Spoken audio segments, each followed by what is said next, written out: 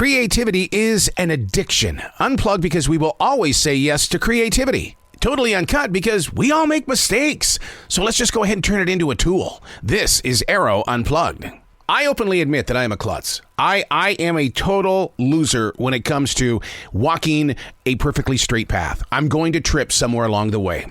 Once or twice a year, I somehow, some way dump my inkwell. The most oddball accidents, and it's always some sort of shape of laziness. My most recent is based solely on this laptop writing desk that I have that I set on the sofa, and with a wild dog, things collided, and the end result was yet another mess to clean up. And isn't that what best describes what life is? It's a series of messes that happen to unexpectedly come our way, and no matter what, it is now our path. The identity of the experience may or may not change the way that we lean into life's everyday story. I mean, in 1997, I had no clue that spilled ink from the same writing desk that I put on my lap, it took the shape of a perfect wine glass, and it inspired my creative soul to become an artist on canvas, having a lot of success for 15 years, and then one day, it was over. It just went away. I don't know where it is.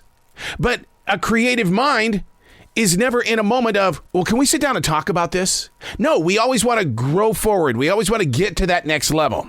But I will tell you, though, the conversation I had today with Songwriting Hall of Famer Don McLean, he said, you just got to be yourself. Don't be anybody else.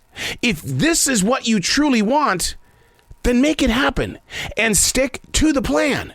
You can always go back and remix and remaster, but never give up on the artist self that you are. Hey, it's Arroe. This is the Daily Mess, a chronological walk through an everyday world. I am a daily writer, a silent wolf. I look at life and I study it. Spilled ink. Did I get pissed off? No. I look at things like that and go, whoa, okay. Is there going to be a change? Am I going to be inspired to move back to the canvas again? Ooh, this is exciting. But there's no reason to raise your anxiety level. Just move with the unexpected. This is the Daily Mess. And so, another empty page has been delivered to my imagination. Now, to leave it blank isn't part of the creative painting. Unlocking an early morning flow can easily be challenged by the existence of relocating energy. But why say no to yourself? I don't understand non-writers, and non-writers don't understand how I can sit down and just put out page after page after page of thought. It's all part of the formation. Making my way through excuses is something I thought everyone can do. I spoke with an author yesterday that really supported the idea that all people should figure out a way to put their story on a page. But most people don't think like that. What they do is they say, I'm okay. There's nothing exciting in my life.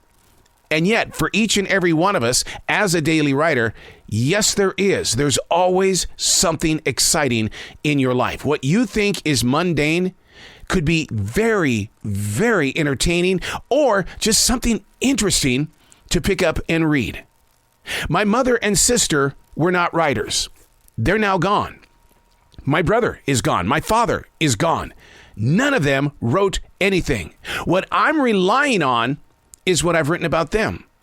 But where I feel guilty as a writer is that my interpretation of that relationship? I mean, I'm going to bring up the Bible for a second. Look at how many stories of the same story are written by so many different authors. Every one of those stories have their own personal interpretation. That's what I find inspiring about what is shared inside the big book. But I wasn't blessed with that opportunity with my own family, because the experiences that I've had that they may have been a part of, it would have been great to hear how they went through the same exact moment and what they learned from those periods in time. That's why I challenge you to do something with your family in the way of, let's write. Let's go on a trip, and then everybody get together at the end and write your own story as to what you experienced, and then put it away. Come back to it a different day and learn from that moment. Writing is an opportunity to not only release, but also receive. And when you get the opportunity to read something from somebody that you love so much that are no longer with you, wow, it is a blessing that you just can't put a price tag on. It's so precious.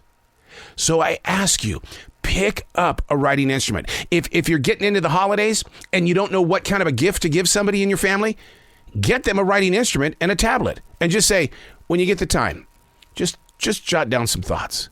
I just want to hold on to your experiences a little bit further down the path. I'm Arroe, and that's the Daily Mess.